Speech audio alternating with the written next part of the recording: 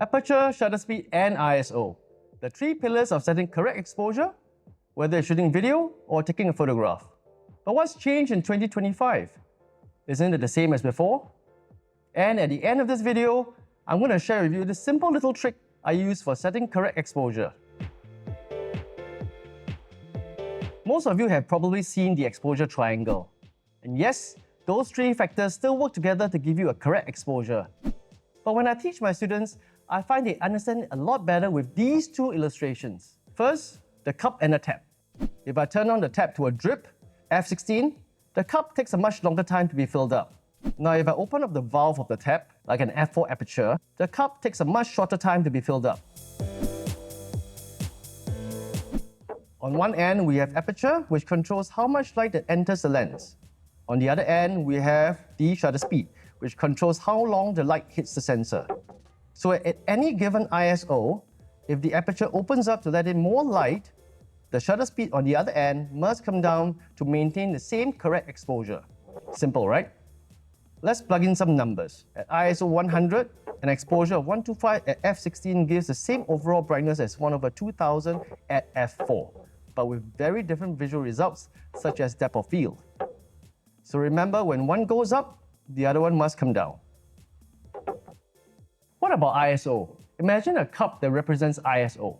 On a bright sunny day, the cup is small and shallow. You don't need much ISO to fill it. As it gets darker, the cup becomes deeper like a bowl, and you will need to increase your ISO to maintain the same exposure settings. The red liquid represents ISO amplification. And so the more we add to fill in the bowl, the less clean and more noisy the image becomes. So what's new in 2025? In recent years, many cameras now offer something called dual native ISO. That means the camera has two ISO levels that give you the best possible image quality. For example, the A7 IV has a dual native ISO of 100 and 400. The Fujifilm GFX 100, on the other hand, has dual native ISO of 100 and 500. But here's the catch. It changes when you set the camera in log mode, which is usually what you would do when you're shooting videos. For example, the A7 IV's dual native ISO changes to 800 and 3200 when you shoot in S-Log 3. So what does all this mean? Let's say you're shooting photographs without any log profile. You're better off shooting this at ISO 400 than at ISO 250 or 320. If you're shooting S-Log 3, set it to either 800 or 3200. Strange but true, in this day of dual ISO cameras, lower ISO doesn't always mean better image quality. Here's two shots from the A7 IV exposed at ISO 320 and 400. Shot in RAW and processed in Capture One Pro with the shadow recovery slider all the way up and exposure increased by 4 stops. Indeed, there's less noise on the image shot at ISO 400. Here's another example of two shots on the GFX 100, one at ISO 400 and ISO 500. Again, the difference is pretty big. ETTR stands for exposed to the right. Some of you might have heard of it before, and for a long time this was the way to go by overexposing without clipping so that you get better details in the shadow areas. But is this still relevant in 2025? Most modern cameras with dual ISOs are able to recover shadow detail a lot better than overexposed highlight areas. So once these highlights are grossly overexposed, it's going to be very, very hard to recover these areas.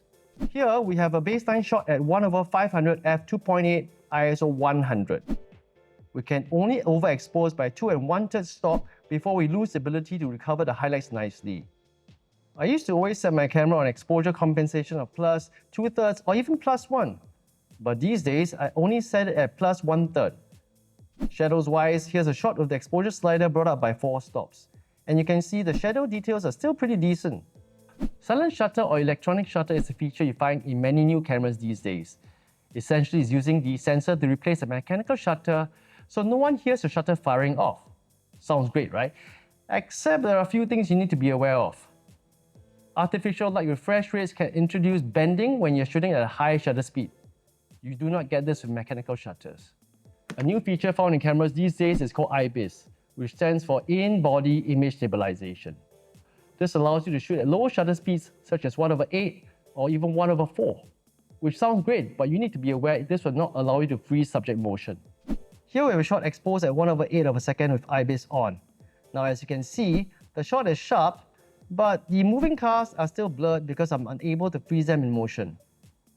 My preferred way of setting the camera when walking around is to set it on manual mode with the ISO on automatic. So what happens is I'm able to control my depth of field with the aperture and my subject motion with the shutter speed. The camera will automatically determine the ISO required, and this works in most situations except sometimes in high contrast situations like a bright window in a dark environment. So when that happens, you can check what was the ISO selected by the camera and override it manually. The other way is use automatic exposure bracketing, and I usually set it at 3 frames with an interval of 1 stop.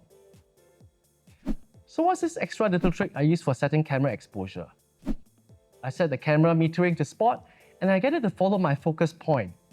So the camera will base the exposure on where I focus on, which is my subject. And this usually gives me a much better and much more accurate exposure. So that's what's changed in 2025 in terms of setting camera exposure. I hope you liked this video. Give it a thumbs up, subscribe below, and I'll see you again next time.